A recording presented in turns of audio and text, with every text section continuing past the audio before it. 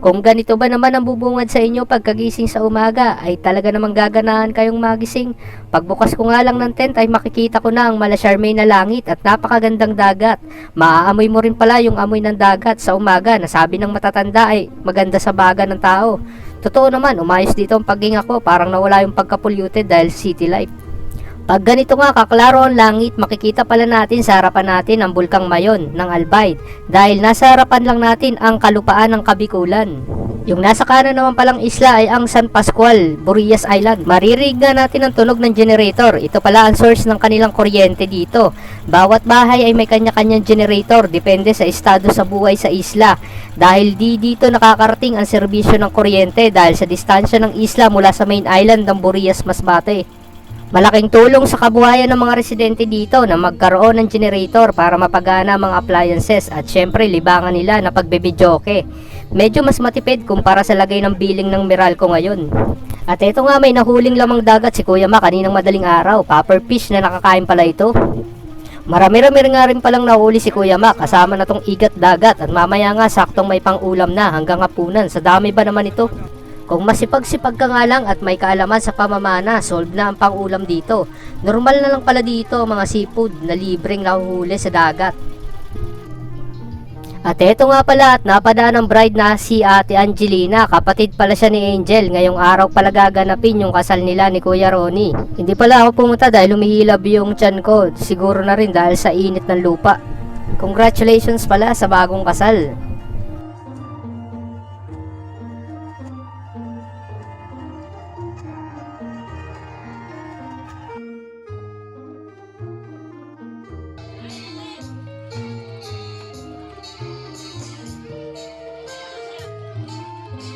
Kukuha pala tayo ngayon ng buko, dadali natin sa Sombrero Island dyan. Ay, si Puloy, marunong yun umakyat kasi may dala ng itak. Ako hindi ako marunong. Kaya ano, mamaya pupunta natin si Gimo. Kilala niyo si Gimo? Taga dito? Ay, hindi wala. Ito mga taga dito pala. Oh. Yan. Magaling yun umakyat ng yug.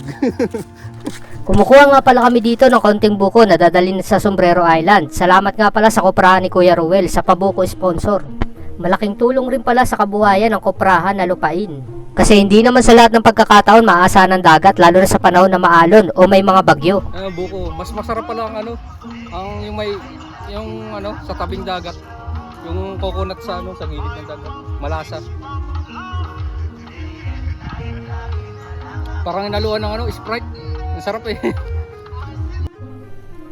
At ito na nga, lilipad ang aming team papunta sa Sombrero Island. Hindi pala kompleto yung pagpunta nyo dito sa Masbate pag hindi nyo napasyalan ang Sombrero Island. Siguro magtatanong kayo kung bakit Sombrero Island ang tinawag sa islang ito. Pinangalanan pala itong Sombrero Island dahil sa hugis sombrerong formasyon ng bato nito na dalawang magkaharap na maliit na isla, tropikal na paraiso na karaniwang nauugnay sa Anilao at Tingloy, Batangas sa Pilipinas. Ito rin pala ang pangalan ng isang katulad na pinangalan ng isla sa pangkat ng mga isla ng Burias sa Masbate. Natatanaw na nga natin sa harapan natin yung Sombrero Island. Sa kalayuan nga ay para itong sombrero. Ang Sombrero Island nga ay mayroong malaperlas na puting buhangin, asul na parang nagbeberdeng malinaw na tubig at isang makulay na reef wall o mga bakura. Nakatayo ito sa gitna ng Coral Triangle, kaya maraming dumadayo ditong mga divers dahil sa world class nitong diving spot para sa pagpapapicture at pagbibideo sa mga coral reefs. Ang mga activities pala dito ay ang paglangoy, pagmamasid sa mga bituin, pwede rin mag-camping dito o kung anong gusto nyong trip na gawin dito. Kitang-kita nga natin sa harapan natin na para talaga itong hugis sombrero. Dadaan na nga dito sila Kuya Mac, sakay niya pala yung asawa niya si Ate Ruelin. Sakay sila ng matulin nilang bangka. Eto na nga at papadaong na kami. Malapit na pala kami dito sa isla ng Sombrero. Dito pala kami dumaan sa likod at dito rin kami puwesto dahil libre dito. Doon kasi sa unahan ay private resort yon, kaya may bayad. Parehas lang naman pati yung ganda, mapalikod o mapaharap.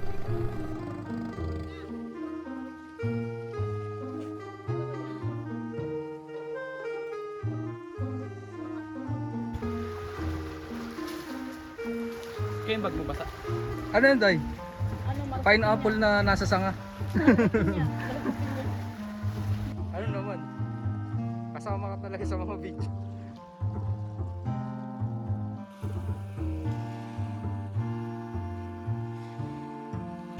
dito sa Masbate. KMJS na yan! Alam nyo guys, kaya tinawag kong sombrero. Pakita mo Loy. Ayun yung sombrero, I love you. Pogi sombrero siya yan. Ayun pala, nangunguha sila yung mga kasama namin yun. Nangunguha sila doon ng toyom, ng lamang dagat yun. Alam nyo kung bakit nangunguha yun? Mamaya pampulutan. Oo. Ganda talaga ng tubig dito oh. Tingnan mo. Parang Boracay Island oh. Puti. Puti, tsaka parang ano? Parang anong tawag dito? Parang sa Boracay. Powder na powder. Pwedeng pang ano. Tapos dito, oh, tingnan mo, sarap oh. Lamig ng tubig dito. Iba yung tubig dito kaysa sa tubig sa ibang dagat. Sa ibang dagat, matamis yung tubig, hindi. Joke lang. Naglilibot-libot nga kami dito sa isla hanggang makarating kami dun sa unahan. Nandun kasi yung private resort. May bayad dun. May nakita pala ako ditong parang sandbar kaya nagtatakbo ako. Ang ganda kasi ng view dito. Ganito pala yung langoy nang hindi marunong lumangoy. Dito lang sa gigilid. At ito nga nakarating na kami dito sa private resort. Dito ang kuryente sa isla. Tingnan mo. Pero nagagawa nila ng paraan na yan. Malamig yung coke. Ayan. Lamig. Diba? Solar ang gamit nila dito. Kaya may wifi din sila dito. Starlink. Pag ganito talaga sa isla, yung isolated island, Starlink ang gamitin kasi wala naman dito mga ano, fiber. Yan si Nanay, tendera. Tinanong nga kami ni Nanay. Namukhaan siguro kami na hindi kami nagbayad ng entrance. Kaya sabi ko, tara na, takbo. Mukhang nagdududa na siya na outsider kami. Sayang din naman yung ibabayad namin na entrance kasi hindi naman kami mag-overnight. May nadaanan nga kami ditong masarap na dilis. Napakasarap nitong prituhin. Binibilad pala ito. Bumalik na nga kami dito sa likod. Ang entrance fee pala doon sa private resort ay 200 per person. Akalain mo, di ba? Mahal. Tapos yung cottage rental nila ay nagre-range ng 800 to 1,000. Hindi practical yon kung hindi naman mag-overnight dito. Nagpaningas na nga po sila ate dito dahil may susugbayin sila ditong mga flopper fish yata yun, tsaka yung mga talaba. Gagawin naming pulutan. Eto nga at naluto na yung flopper fish. Napakasarap daw nito. Akala ko nga hindi ito nakakain pero sabi nila nakakain daw kasi yung napanood ko nakakalason pero hindi ito nakakalason yung gantong klaseng flopper fish. Lumipat nga kami dito sa floating table yung malapit sa gilid ng bangka.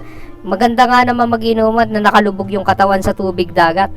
Huwag vlog na ito daw. Sige, sige, bakit daw? Ano nga, dawin yan. Palito ko. Asa? Ayan, diba? Di, mas matulog ka. Ay, di agay. Kuya, huwag kasi kinalap siya. Hala. Dito lang nalutang na ito. Okay na? Maliligo ka, i-enjoy mo ang Korea's Island. Tapos Sombrero ngayon, Island. nandito ka na. Tapos doon may nagiinuman floating table din ngayon. Ibang klase mo! At nagsimula nang mainis si Ate Neni dito dahil yung anak niya nasa bangka lang. Sabi na nga ning lumubog ngani at mag-swimming ngani. Yan, nasabawan na yung kanilang floating table. Nag-i-enjoy ako tapos ganyan ang mukha mo. Yan, sabi ka, maingay sa vlog.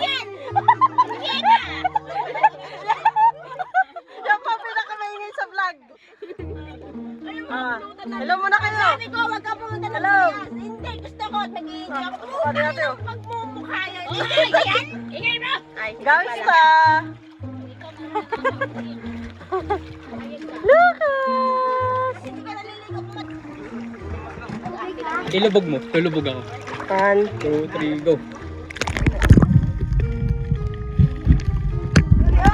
Hindi ko pala suot ang goggles. Nakalimutan ko. Ang update.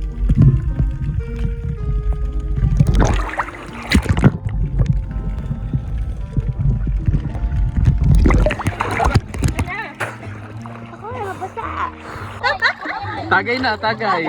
Tagay, wine. Tagay. Lucas, tagay. Tagay. Tagay, Lucas. Ayan o. Pwede pala yun? Pwede pala yun? Joy! Joy!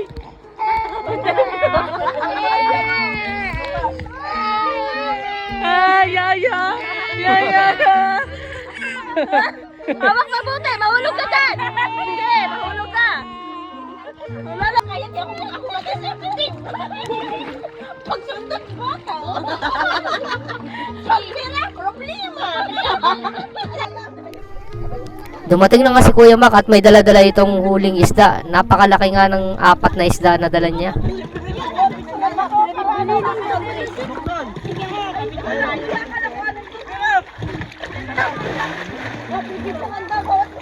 Oy! Sayon!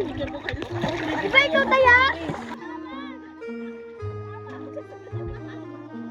Kung bibili nyo to sa ano, sa syudad, libo na to. 650 ang Dito, sisisirin mo.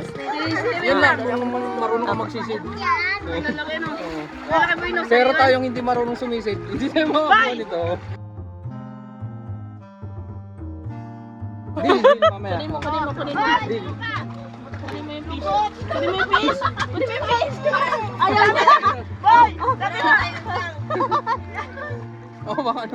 Okay na, okay na.